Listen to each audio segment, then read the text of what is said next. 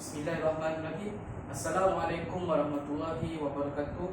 Kepada Dr. Khairi dan rakan-rakan. Saya Muhammad Alif Aiman bin Muhtar bernombor matrik D202001094235. Hari ini saya akan bincangkan mengenai isu-isu sosial dan pendidikan dalam perjuangan tokoh-tokoh penting di tanah Melayu sehingga 1957. Dasar pentadbiran British pada zaman kolonial bersifat majmuk.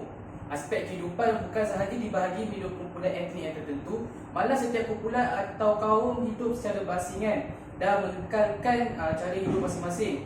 Dasar British ini adalah untuk mendominasi sumber ekonomi tanah Melayu dengan menggunakan orang tempatan iaitu orang Melayu dan golongan imigran iaitu orang India dan Cina. Untuk menjayakan rancangan ekonomi ini, maka pihak British menggunakan dasar pecah dan perintah divide and rule ke atas kaum di tanah Melayu. Perpecahan dan pemerintahan ini telah menghalang berlakunya integrasi atau pergaulan sosial antara buruh. Senario ini juga berlaku kepada landscape pendidikan. Pendidikan sebagai satu institusi sosial masyarakat tidak pernah menjadi sebagai sebagai tumpuan utama pihak penjajah di tanah Melayu.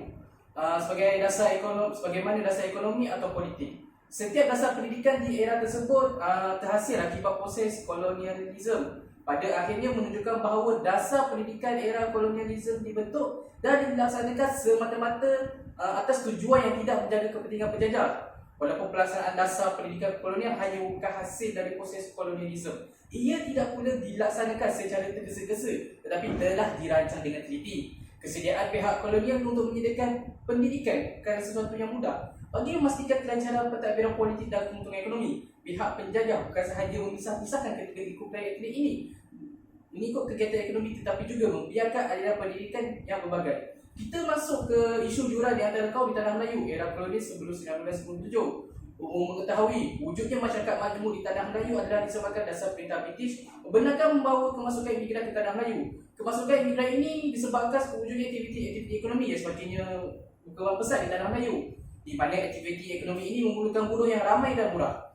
Sebelum kedatangan imigran yang ramai ke tanah Melayu, masyarakat Melayu sendiri sudah hidup dengan pelbagai bangsa lain sejak zaman Persatuan Melayu Melaka.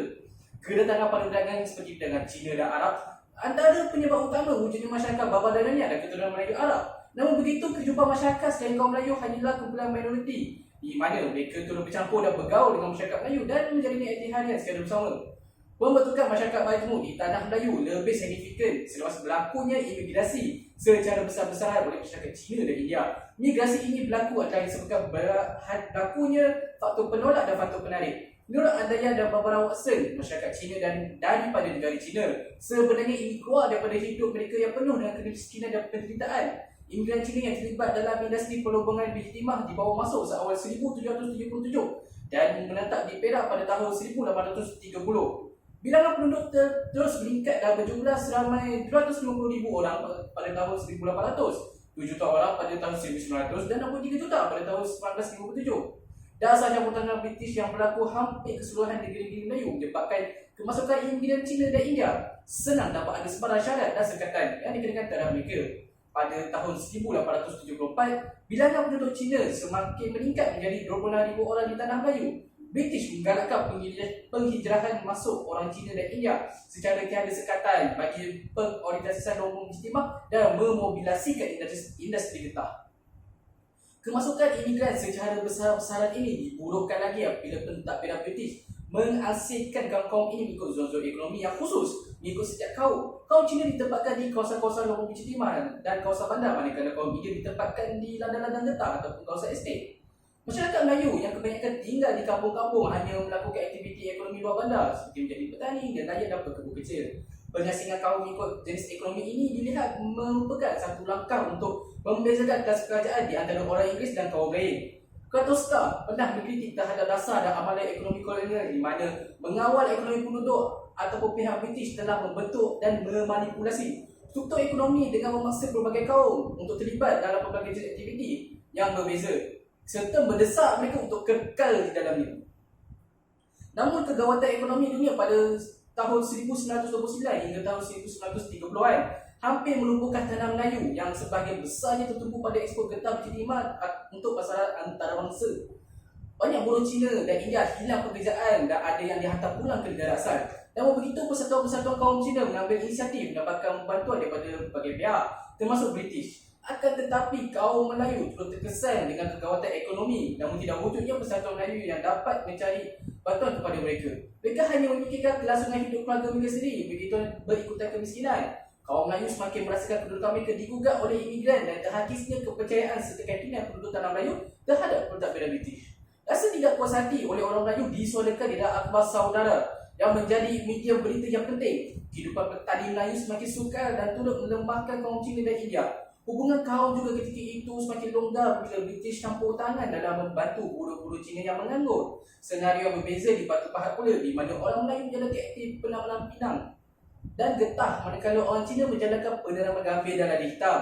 Penduduk terpatah menghadapi situasi di mana mereka kehilangan tanah pertanian kepada orang Cina kerana kemiskinan dialami oleh orang Melayu itu sendiri, terutamanya di Mukim 4 dan Mukim 7 di Batu Pahat. Menjelang abad ke-20, taraf dan kedudukan ekonomi di antara kaum berbeza, di mana kaum Melayu dan India tidak sekukuh taraf ekonominya kaum Cina. Perkara ini menimbulkan perasaan tidak senang dan tidak puas hati melihat kepada situasi ini. Perencanaan ekonomi yang tidak seimbang ini sebelum Perang Dunia Kedua membawa kepada berlakunya pencanggahan budaya kehidupan di antara orang Melayu dan Cina. Pengasingan kaum mengikut sektor ekonomi yang spesifik dilihat merupakan langkah British untuk tidak melibatkan kaum Melayu secara langsung terhadap kegiatan ekonomi utama. Rancangan British ini digambarkan oleh pengarah pertanian pada 1934 dan Rolfe ada menyatakan dalam tulisannya bagi menjelaskan dasar British, iaitu bertindak bagi memisahkan orang Melayu daripada rangsangan ekonomi dan sosial dengan mengabaikan bimbingan dan bantuan lain yang boleh membantu masyarakat tani Melayu ini untuk bergerak ke arah kehidupan yang baru yang sesuai dengan keperluan dunia moden. Rolfe menerangkan usaha-usaha British dalam memajukan ekonomi tanah Melayu ini dengan menggunakan khidmat buruh asing berlandaskan dasar mengekang. Muslihat ini seolah British mahu mengelakkan orang Melayu masuki ke dalam dunia moden. British mahu orang Melayu kekal dalam ekonomi tadi untuk terus melakukan pengeluaran yang akan menampung bekalan-bekalan di tanah Melayu. Dan mereka tidak mahu orang Melayu menyibukkan diri mereka sendiri dengan zon ekonomi baru yang dipropagandakan sebagai risiko tinggi untuk diceburi oleh petani Melayu. British mempunyai harapan yang tinggi, iaitu pengeluaran beras tempatan, terutamanya oleh kaum tani Melayu bagi membantu membolehkan bekalan makanan yang murah untuk buruh yang bekerja di lombong dan ladang. Dalam waktu yang sama, kaum Cina dan India juga perlu fokus dalam kegiatan ekonomi masing-masing tanpa menghiraukan apa yang berlaku kepada kaum-kaum lain. Ironinya, kaum India dirusuhkan pada kerja-kerja peladangan adalah kerana mereka mudah dikawal dan menurut arahan. Menurut R.N. Jackson, sebagai kuli ladang yang berkebudayaan bangsa India ini tiada bandingannya di dunia. Mereka berdiam, patuh kepada disiplin dan cepat menyesuaikan diri dengan sebarang kerja. Mereka akan kekal di sebuah ladang dan terus tinggal di sana dengan berpuas hati dengan gaji yang rendah. Seorang tamu sukakan tuan yang tegas, malah ada pepatah mereka yang berbunyi, tuan yang tidak pernah marah tidak akan memberi gaji yang banyak. Selain menjadi rakyat British dan menurut pemerintahan British, dia juga seorang pekerja yang baik dan tidak bercita-cita tinggi dan senang diuruskan serta cepat berpuas hati dengan pendapatan yang rendah dan hidup disiplin di ladang getah. Buruh ini akan menurut perintah dan tidak memiliki cita-cita tinggi. Kesimpulannya, buruh dari kawasan India Selatan ini merupakan buruh yang sangat memuaskan hati pada pemilik ladang. British langsung tidak memiliki ulasan kepada buruh India ini untuk bergerak ke sektor kerja yang lebih lumayan. Untuk itu, negeri-negeri Silat dan negeri-negeri Melayu Sekutu telah meluluskan Kod Buruh 1912 bagi memberi buruh hak untuk memberi notis sebulan kepada majikannya untuk menyediakan ladang untuk dapat pekerjaan yang lebih lumayan. Namun syarat-syarat diletakkan amat ketat dan ianya untuk mereka kepentingan British sahaja. Untuk memudahkan mengawal pergerakan buruh India, terutamanya pada hujung minggu, pada pemikiran memajikan ladang yang rata-ratanya orang Eropah, masa lapang buruh adalah satu keadaan berisiko dan boleh membawa kepada masalah sosial yang besar. Dan British sedar bahawa lebih mudah mengawal penduduk yang berada di bawah pengaruh alkohol berbanding penduduk yang berpendidikan. Selain untuk mengawal pergerakan buruh, British juga menguntit keuntungan daripada buruh melalui pembukaan kedai todi di ladang. Menurut laporan Jabatan Buruh, a high percentage of a labourer's wages is spent on toddy and so diverted for the purchase of necessities. This waste of income prevents him from economic and general condition.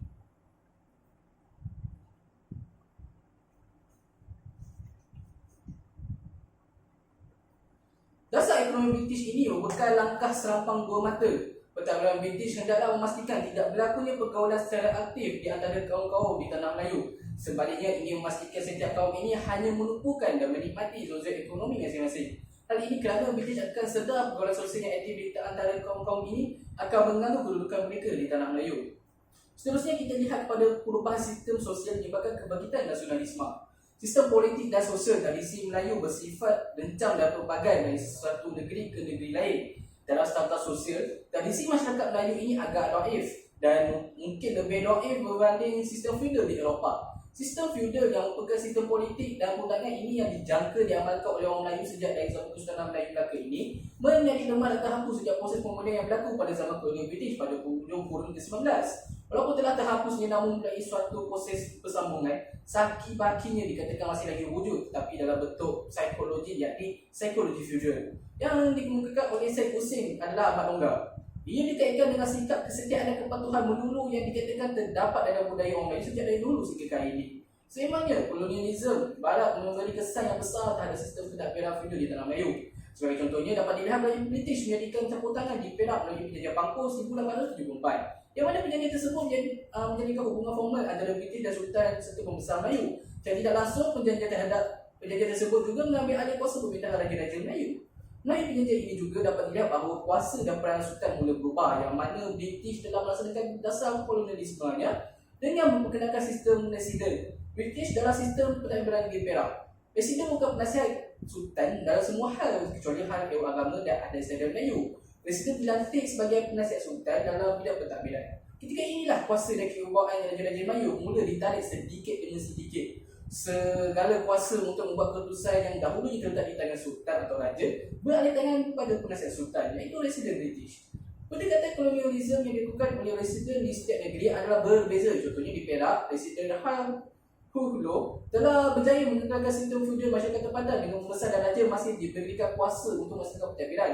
Namun berlainan pula apa yang dapat dipaham di mana Residen British dalam menghapuskan sistem feudal masyarakat Melayu dan menggantikannya dengan praktikal pegawai Inggeris. Oleh itu, kebimbangan dan kesan yang tidak baik ke atas orang Melayu dan pencegahan di wilayah barat dengan tempatan di tanah Melayu menyebabkan rancangan disusun dengan baik oleh tokoh-tokoh tanah Melayu seperti Ahmad Bustama, Abdul Rahman Limu dan Tok Jagut serta lain-lain.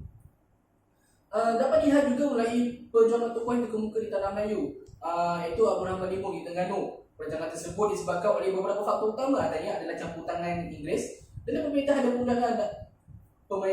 dan undangan, pelaksanaan undang-undang Inggeris dan pengetepian syariat Islam, perubahan mahkamah awam, hilang harapan dan pergantungan kepada kerajaan dan kewajipan pilihan.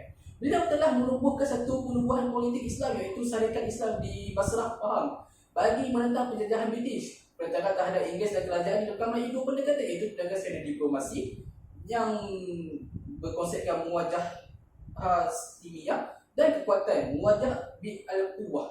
Bagi penentangan pendekatan secara diplomasi dilakukan dengan mengambil sikap enggan mengikuti undang-undang dan peraturan yang dikenalkan dan dilaksanakan oleh Inggeris. Namun penentangan secara diplomasi ini tidak berjaya dan rakyat terpaksa menggunakan pendekatan secara kekuatan dengan mengisytiharkan perang jihad atau perang sabil terhadap Inggeris. Penentangan secara kekuatan ini dilakukan dengan beberapa pendekatan, iaitu dengan menjaga kempen supaya umat Islam melancarkan perang sabil terhadap Inggeris dan kerajaan, menubuhkan beberapa pasukan dipimpin oleh pemimpin tempatan mengikut daerah masing-masing dan juga menawan dan menduduki Kuala Berang pada 20 Mei 1928 dan bendera Syarikat Islam warna merah dikibarkan pada bangunan kerajaan. Penentangan tokoh terkemuka ini adalah bertujuan untuk membebaskan negeri Terengganu daripada tekanan kuasa asing untuk mendapat keadilan dan rakyat yang miskin dan tertindas, bebas menyebar dan menghayati ajaran Islam melaksanakan syariat Islamnya. Seterusnya kita akan lihat pada isu-isu pendidikan dalam perjuangan tokoh-tokoh penting di tanah Melayu sehingga 1997. Yang pertama ialah kita lihat kepada kualiti pendidikan dalam kalangan masyarakat bawah bandar dan perjuangan Zainal Abidin Ahmad, yakni Zabbar, mengubah kualiti pendidikan masyarakat luar bandar. Isu pendidikan yang berlaku semasa era kolonial British adalah kualiti pendidikan dalam kalangan masyarakat luar bandar. Isu tersebut telah dikritik oleh pihak British yang menyatakan to give a general education to these boys who have no desire to leave their kampungs and who will find employment in agriculture, or those boys who will find employment in which of a knowledge of the vernacular is all that necessary. Masyarakat luar bandar tersebut merujuk kepada masyarakat Melayu yang dikritik menjadi taraf pendidikan yang rendah. dalam konteks kualiti pendidikan dalam kalangan masyarakat bawah bandar akan membincangkan faktor yang mendorong kepada timbulnya tersebut dan peranan dan perjuangan Zakbar dalam mendukung nasib masyarakat Melayu untuk menyediakan peluang pendidikan yang lebih berkualiti dan bertaraf tinggi. Sir George Maxwell merupakan pihak utama British yang memberikan kritikan terhadap sekolah Melayu yang mempunyai infrastruktur yang tidak sesuai untuk dijadikan sebuah sekolah. Sir George Maxwell mengkritik keadaan bangunan sekolah yang dibuat daripada papan dan tidak kukuh. Hal ini demikian kerana keadaan infrastruktur dan kandungan pendidikan dari segi kurikulum dan tenaga pengajar tidak berkualiti. Sekolah-sekolah Melayu yang didirikan oleh kerajaan British terdapat banyak kekurangan daripada berbagai aspek seperti kekurangan budaya politik serta kurikulum yang hanya meningkatkan pada kebolehan untuk menulis, membaca dan mengira. Pihak penjajah telah membela dualisme pendidikan bila memperkenalkan sistem pendidikan Inggeris untuk keperluan ini, manakala sekolah Melayu untuk disediakan untuk anak-anak Melayu di kalangan kelas sederhana dan bawahan. Ini kualiti pendidikan dalam kalangan masyarakat bawah bandar merujuk kepada taraf kedudukan dan mentaliti masyarakat Melayu di era kolonial British. Kemiskinannya tidak hanya dipandang oleh Zakbar pada kekurangannya paduan ringgit dan harta benda, malah ia juga telah sangat ketinggalan dan miskin pada akal budi, pengetahuan dan pelajaran yang asas. Nilai-nilai pemikiran dan sifat-sifat keperangannya yang mulia sehingga ia dikenal jauh dari pencapaian bangsa-bangsa yang besar. Oleh itu masyarakat Melayu hanya menekankan sekolah Melayu dicipta untuk mewujudkan peluang pekerjaan yang tidak memerlukan taraf pendidikan yang tinggi. Isu yang berbangkit menuju kepada kualiti pendidikan masyarakat Melayu telah diperjuangkan oleh Zainal Abidin bin Ahmad, iaitu Zakbar. Melalui terbitan Akhbar Al-Ikhwan pada 16 Jun 1927 menekankan supaya orang Melayu tidak seharusnya mereka, bahkan disarankan supaya menguasai pelbagai bidang keilmuan dan kemahiran untuk membangun serta mengajar kemajuan. Perjuangan Zakbar dalam mengendalikan isu pendidikan dalam kalangan masyarakat Melayu merupakan alternatif untuk membuka kedudukan masyarakat Melayu dalam bidang ekonomi di samping ilmu pengetahuan yang luas. Misalnya Zakbar merupakan antara tokoh yang memerhatikan keadaan dan ilmu pengetahuan dalam masyarakat Melayu. Perjuangan yang dibawa oleh Zakbar adalah memberikan kesedaran dan kepentingan pendidikan dalam masyarakat Melayu melalui penulisan beliau untuk menyelesaikan masalah orang Melayu. Zakbar mencadangkan supaya orang-orang Melayu menguasai ilmu pengetahuan. Merujuk kepada artikel The Poverty of the Malays dalam Akhbar The Malay pada tahun 1923 dan Jalan Keselamatan bagi Orang Melayu dalam Akhbar Al-Ikhwan pada 1927 telah menjelaskan berbagai ilmu pengetahuan kepada ilmu undang-undang lawyer, ilmu pendudukan yang doktor, ilmu kepadanya dan pertukangan, ilmu siasat kejadian, ilmu falsafah dan ilmu surat-surat dan kalangan-kalangan. Berdasarkan penulisan Zakbar ini, untuk memberikan kesedaran tentang pendidikan yang mampu untuk meningkatkan ke tahap sosial dan kedudukan ekonomi orang Melayu. Penekanan berdasarkan ilmu yang dinyatakan oleh Zakbar telah memberikan galakan untuk masyarakat Melayu membandingkan diri untuk menguasai ilmu tersebut serta menceburi bidang kerja yang berkenaan. Perancangan Zakbar dalam merancang strategi untuk menjaga kualiti pendidikan masyarakat Melayu telah membawa kepada kewujudan konsep beasiswa sebagai hadiah dan pemberian Zakbar kepada masyarakat Melayu yang bijak dan mencapai kelulusan yang tinggi. Hal ini demikian kerana Zakbar mencadangkan agar diwujudkan kesatuan yang dapat menjadi dana yang besar seperti Queen Scholarship di negeri-negeri Senat untuk menjadikan beasiswa bagi PBI pendidikan anak Melayu yang bijak. Perancangan mewujudkan beasiswa dan pembiayaan pembelajaran masyarakat Melayu dapat merealisasikan usaha Zakbar untuk meningkatkan kualiti pendidikan masyarakat Melayu. Usaha Zakbar untuk mematahbabkan pendidikan dalam kalangan masyarakat Melayu bermula dengan idea penumbuhan institusi pendidikan yang menggabungkan kedua-dua pelajaran itu, walaupun hasilnya bukan dapat dilihat pada jangka masa singkat, iaitu hanya terjadi pada sekitar tahun 1947. Namun, idea pemikirannya berjaya meningkatkan martabat pendidikan orang Melayu, khususnya terhadap bahasa Melayu. Seterusnya kita akan lihat kepada isu pendidikan terhadap wanita Melayu. Golongan wanita adalah golongan yang akan kurang peranannya dalam catatan sejarah di tanah Melayu sejak dari Tanah Melayu Melaka sehinggalah abad ke-20. Golongan wanita Melayu dilihat agak tersisih daripada pendarahan pada semua aspek, tak boleh dari segi politik, ekonomi maupun sosial. Wanita Melayu tidak mendapat peluang dalam menceburi apa-apa kegiatan yang melibatkan pentadbiran, aktiviti ekonomi dan pendidikan yang sama dengan golongan lelaki. Namun, bibit-bibit kesedaran mula timbul pada awal ke-19 apabila Abdullah Munsyid dalam Hikayat Abdullah telah menceritakan bagaimana wanita-wanita Melayu telah mula mendapatkan kebebasan dari tradisi yang selama ini menyebabkan mereka dalam kemunduran. Walaupun begitu, gerakan kesedaran dalam memberikan pendidikan kepada golongan wanita hanya ketara dapat dilihat pada abad ke-20. Ada tokoh yang terawal dalam membela hak wanita mendapatkan pendidikan adalah daripada tokoh kaum muda seperti Syed Syekh Al-Hadi. Namun perjuangan ini tidak mudah akibat pemikiran masyarakat Melayu itu terhadap peranan golongan wanita. selain daripada beranggapan bahawa wanita tidak selayaknya menyamai kaum lelaki, dalam apa apabila sekalipun mereka juga kurang fahaman terhadap ajaran agama. Dan sebenarnya apabila mereka bimbang sekiranya anak mereka ke sekolah akan menyebabkan anak perempuan mereka bercampur antara lelaki dengan perempuan. Pemikiran kolot masyarakat Melayu tentang pendidikan terhadap wanita ini juga banyak dipengaruhi oleh pengaruh setengah kaum tua yang konservatif dan sempit menyebabkan golongan wanita dilarang diberikan pendidikan. Oleh itu, tokoh-tokoh kaum muda yang membawa pengaruh gerakan Islah di tanah Melayu telah mengambil tanggungjawab dalam memperjuangkan hak pendidikan kepada wanita Melayu. Antara tokoh kaum muda yang lantang perjuangkan pendidikan Melayu, pendidikan wanita ini adalah seperti Syed Syekh Al-Hadi dan Syekh Abu Bakar Al-Ash'ari. Idea perjuangan Syed Syekh Al-Hadi dalam menyedarkan masyarakat Melayu ini banyak disalurkan melalui novel, cerpen dan juga akhbar, sehingga beliau telah diberikan gelaran sebagai pejuang feminisme di tanah Melayu. Beliau menegaskan bahawa untuk membangunkan sebuah negara dan bangsa, wanita haruslah diberi peranan yang sama penting seperti lelaki. Beliau juga turut aktif dalam menyebarkan idea perjuangan melalui majalah Al-Ikhwan, yang mana Syed Syekh Al-Hadi banyak menggunakan contoh tindakan Mustafa Kamal, iaitu Presiden Turki yang bergerakkan kepada kaum wanita untuk menuntut ilmu, bekerja dan berpakaian muda. Perjuangan Syekh Abu Bakar Ash'ari pula adalah dengan mengarang buku untuk menjelaskan masyarakat Melayu tentang pentingnya wanita untuk mempunyai ilmu dalam meneruskan sesuatu negara. Antara buku beliau yang terkenal mempertahankan hak pendidikan wanita adalah buku Pergerakan Kaum Wanita dalam Islam yang diterbitkan pada tahun 1994. Buku ini dianggap memberikan kesan yang penting dalam perkembangan pendidikan masyarakat Melayu agar memberikan perhatian dan tanggungjawab yang sama penting seperti kaum lelaki kepada wanita. Kesimpulannya, berbagai dasar dikenakan oleh pentadbiran British ke atas kaum-kaum di tanah Melayu bagi menidakkan pergaulan aktif di antara mereka dan usaha untuk mereka meningkatkan taraf kehidupan. British bukan sahaja menghasilkan pekerjaan antara kaum di tanah Melayu adalah sepenuhnya dan tidak terganggu sehingga Perang Dunia Kedua dan darurat. Dalam pendidikan pula, British menghasilkan kaum lain Cina dan India dengan kenakan dasar sekolah vernacular. Pengasihan sekolah ini bukan sahaja memisahkan kaum tanah Melayu, malah telah menjadi halangan untuk membentuk kepaduan dan integrasi sosial antara kaum. Jadi sekian sahaja daripada saya. Terima kasih.